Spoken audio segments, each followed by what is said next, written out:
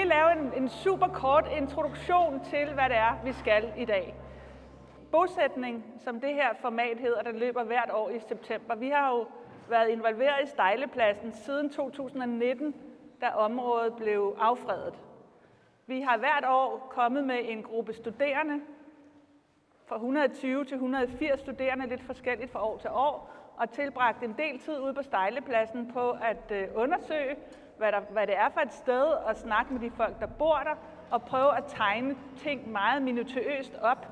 Det vi gerne vil, er jo selvfølgelig, at vi vil sikre os, at vi får alle de værdier med, både fysiske som ikke fysiske, det vil sige immaterielle værdier, som måtte være på det sted, for dem indarbejdet, sådan, så man forstår, hvad det er for et sted, man har tænkt sig at byudvikle. Så vi har været til stede sådan på en meget nærværende måde gennem årene, og nu er det jo sådan, at Stejlepladsen, det meste af den er afspærret, fordi de er i gang med at byggemodne. De begynder at opføre bygninger til næste år, og i 2026, så er det planen, at nye beboere flytter ind på Stejlepladsen. Vi har vores egen hjemmeside, som I måske kender, angående Stejlepladsen, hvor vi lægger alt de studerendes materiale ind år for år. Og det er det, de studerende har taget udgangspunkt i forhold til, at vi nu vil spille det her spil mere. Spillet er generator for en samtale om værdier, og det er jo fordi, vi mener, at det er vigtigt, at når vi snakker om værdier, at vi så diskuterer, hvad vi egentlig mener, når vi siger bestemte ord. Og derfor har vi i år inviteret en bred skare af interessenter, som er involveret i Stejlepladsprojektet.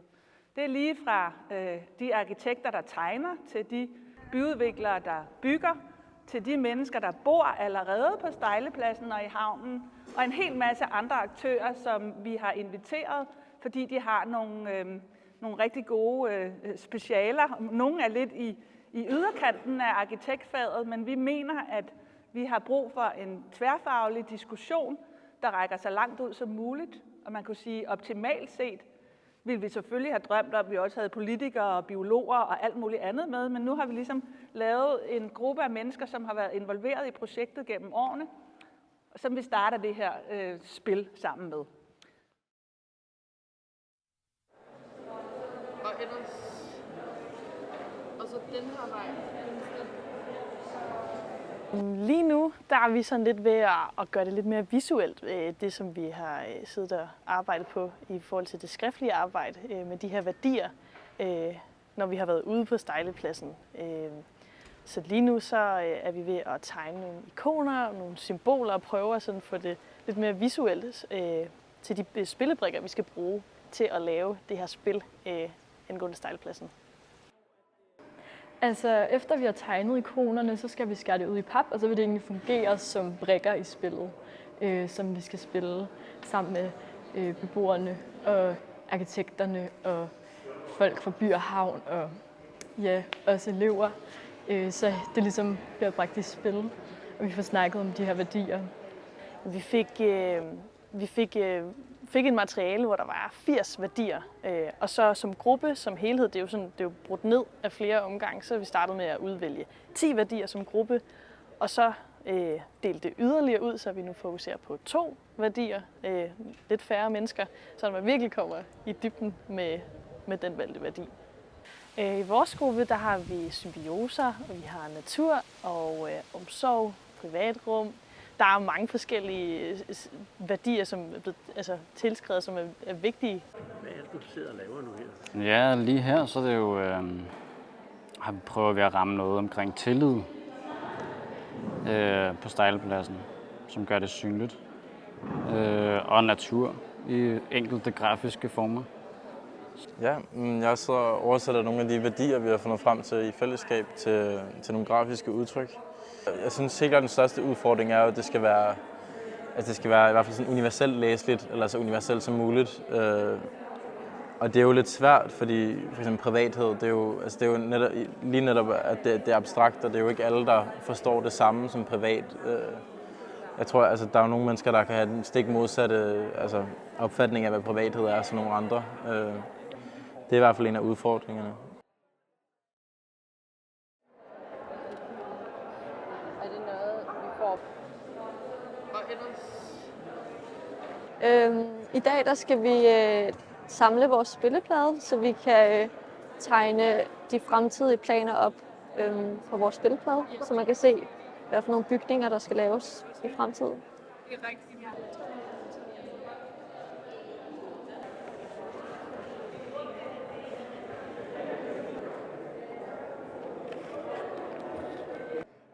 Jeg er i gang med at sætte numre på vores store spilleplade, som vi skal bruge her i morgen og de næste par uger. Så vil jeg skrive numre på nu, så vil de bitte små spilleplader, vi har, dem kan vi så sætte ind på deres rigtige pladser, mens vi spiller.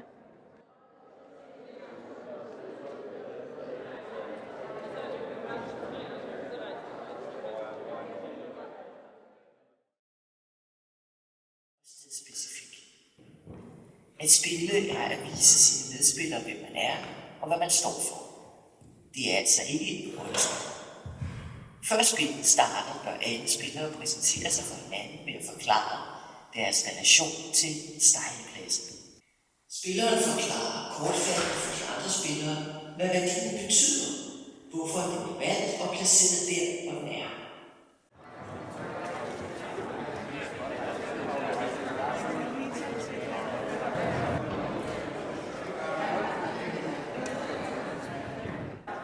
Jamen, i dag der er vi i gang med at prøve det her spil, som vi har arbejdet på de seneste 2-3 uger.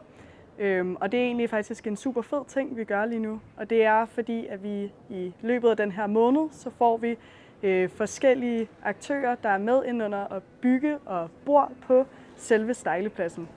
Så i dag der har vi først og fremmest startet med at lave et spil, eller prøvet at spille det her spil.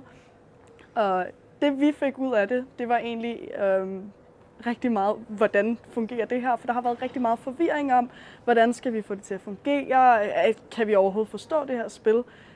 Så det har været super fedt at lige få en nogenlunde forståelse af.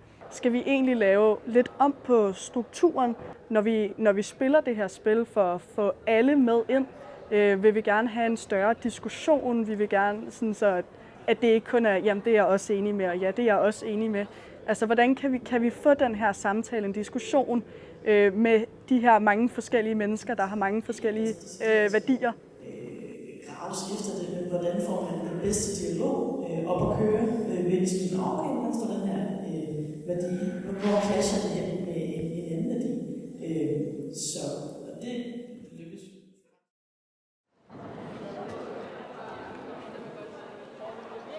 Altså lige nu skal vi til at tage et testspil, fordi vi ligesom undervejs har ændret lidt i måden, vi spiller på, for at finde ud af, hvordan vores gruppe synes, det er fedest at gøre det.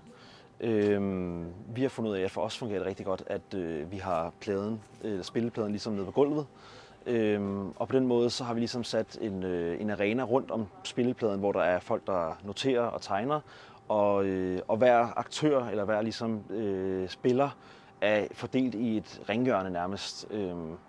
Når man snakker, når man har ordet, så står man op, andre sidder ned. På den måde har man ligesom muligheden for at overskue spillepladen, og man har mulighed for ligesom at kunne... på en eller anden måde, vi har snakket lidt om, eller det var også snakket vi også om sammen med vores lærer, at der kom lidt mere, det blev en lidt mere teatralsk måde at opføre spillet på. Og så er der plads rundt om spillepladen også, så man ligesom har mulighed for også at gå rundt og ligesom anskue kortet på en anden måde, end man havde, da det var i bordhøjde. I vores gruppe, der har vi lidt ændret på, hvordan at man ligesom kan få lov at spille de her brikker, at man enten kan starte en dialog om forskellige værdier, der indgår i et samspil med hinanden, eller måske en konflikt.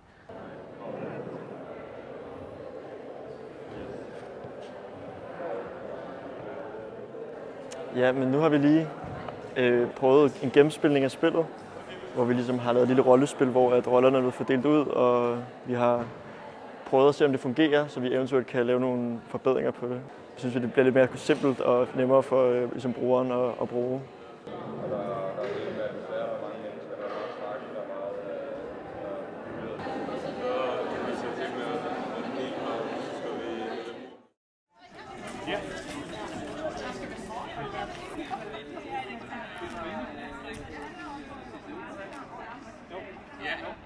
Spillet handler ikke om at vinde. Altså, det er ikke sådan et matadorspil, hvor det handler om at skaffe byggegrunde og rydde de andre af banen og blive matador, så man selv kan fortsætte med at bygge.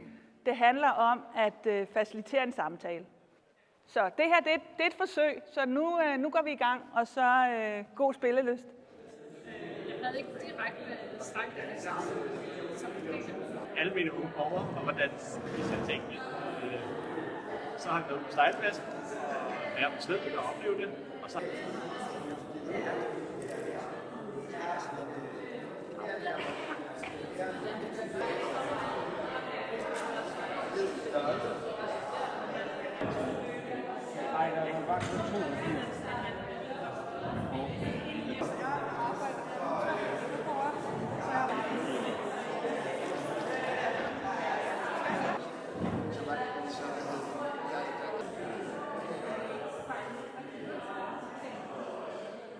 Det har faktisk været ret godt og ikke mindst ret konkret, fordi man kan virkelig komme ind på de specifikke steder og præmisser, man kan gå i dybden med mere end man kan i andre formater, hvor det er mere åbent.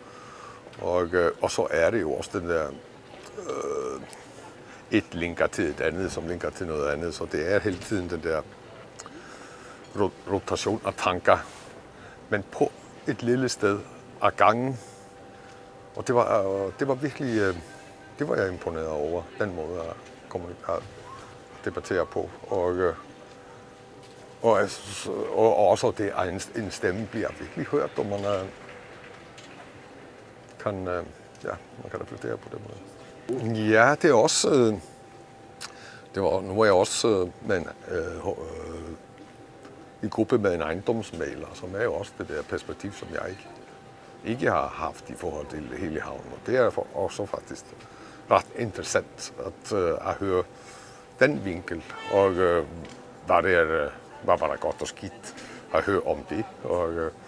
Så det er jeg faktisk meget glad for at få det med ind, som har som er den eneste ekspert inden for området, som jeg har været i gruppe med i dag. Jamen, jeg havde egentlig ikke de store forventninger, da jeg kom. Det var lidt uklart for mig, hvad det gik ud på, men det var super inspirerende. Som jeg har sagt mange gange før, når jeg har været herude på arkitektskolen, så er jeg dybt imponeret over de der meget skarpe spørgsmål, de nye arkitektstuderende stiller. Det er meget dybt, og det giver mig som ansvarlig for at udvikle stejlepladsen i det her tilfælde virkelig noget at tænke over. Og giver nogle nye perspektiver på de tiltag, vi laver. Vi synes jo selv, vi gør det rigtig godt, og vi synes selv, vi laver rigtig mange tiltag, rigtig mange initiativer. Og vi har nogle ting, vi siger, stejlepladsen er. De bliver udfordret godt og grundigt. Det kan godt være, at jeg skal hjem og kigge i det igen, om vi skal ændre på de ting. Jeg synes, det spillet som format er en utrolig interessant måde at skabe en samtale på.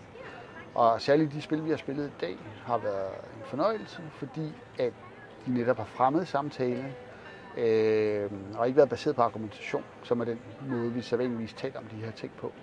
Spillene har kunnet rumme det hele, synes jeg, og det har været meget interessant at deltage i.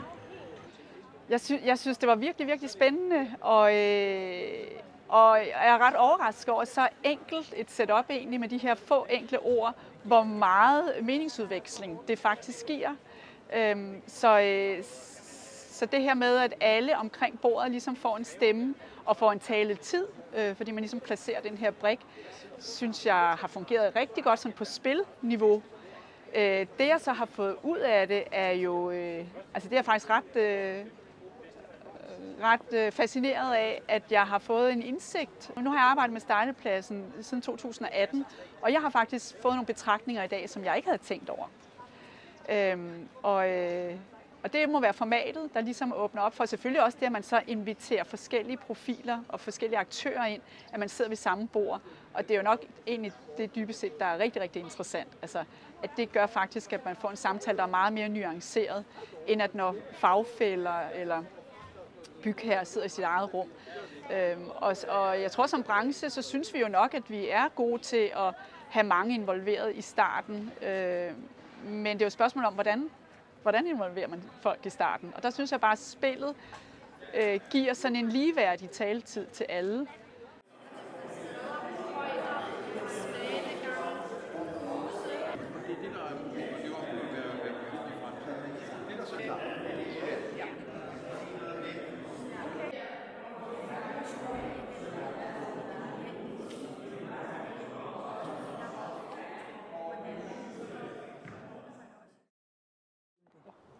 Så vil vi bare byde rigtig hjertelig velkommen. Det er jo vores anden runde her i spillet om Stejlepladsen, som er hvad kan man sige, et produkt af det, som de studerende på første år har lavet her hele september måned. Vi spiller 2 runder. Den første starter lige om et par minutter, og så kører vi cirka en times tid i den runde, og så bliver der en pause, og så starter vi spilrunde 2. Og det er organiseret på den måde, at vi prøver at få så mange nye mennesker til at møde hinanden som muligt, og til at møde så mange studerende som muligt. Så dem, der spillede med sidste gang, de vil møde nogle andre studiegrupper i dag, og nogle andre gæster.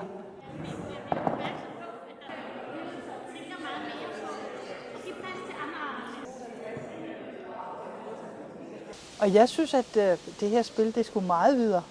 Jeg synes, det kunne være en god idé, hvis man inden man startede et byggeri, måske startede med sådan et spil. Jamen, jeg tror, at det mest anderledes, det er, at der bliver jo talt meget grundlæggende om nogle værdier, så man kan heldigvis blive enige om en værdi, uden nødvendigvis, at det behøver at udforme sig på samme måde. Det kan jo så være den næste diskussion. Så jeg synes, det har været et godt format for ligesom at kunne tale på lige fod. Det er super spændende at være med i sådan et spil her, og det, der slår mig, det er, altså, hvor hurtigt man kommer til at tale om nogle meget væsentlige punkter, konflikter, interesseforskelle, alle de dilemmaer, der er, når man skal udvikle en by, og når man skal finde ud af, hvordan man overhovedet skal indrette sådan et område. Det kommer næsten af sig selv på, jeg vil sige, mindre end 5 minutter, så er man helt inde ved sagens kerne. Det er faktisk overraskende, at man kan gøre det så hurtigt. Jamen, det er jo faktisk en rigtig god oplevelse, fordi vi, det at der også er forskellige parter, det at de lokale er med, dem der er ved at udvikle det er med, og selvfølgelig de studerende, og så have den her ramme, også for hvem der siger hvad, hvornår, og de her skarpe værdimæssige temaer. Det synes jeg giver rigtig god mening. Jamen, jeg synes, det har været rigtig fedt, og jeg er imponeret over, hvor dygtige de unge mennesker er. Og omvendt, så når jeg så tænker på noget af det, der bliver bygget, hvad er det så, der går galt? For der er et kæmpe hul imellem de 2 ting. Og det kom vi også lidt ind på i debatten, hvor både spørgsmål om demokrati i det hele taget i forhold til byplanudvikling og arkitekters rolle, hvorfor arkitekterne ikke kommer ind på et meget, meget tidligere tidspunkt og kan sætte et aftryk i forhold til en kvalitativ, langt bedre byudvikling, end vi har i dag i Københavns Kommune.